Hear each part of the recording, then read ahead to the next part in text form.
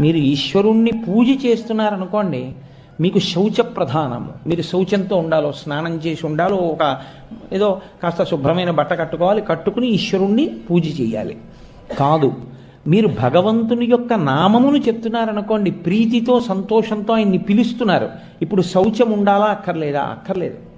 శౌచం ఉండాలన్న నియమం ఏం లేదు. ఆర్తి కలిగింది ద్రౌపదికి, కృష్ణుణ్ణి పిలిచింది.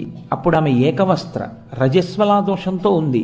భగవంతుణ్ణి పిలిచింది. వచ్చాడా లేదా కృష్ణుడు? రక్షించాడా లేదా?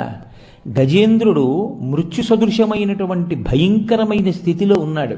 ఈశ్వరుణ్ణి ఎలుగెత్తి ప్రార్థించాడు. ఈశ్వరుడు వచ్చాడా లేదా? వచ్చాడు.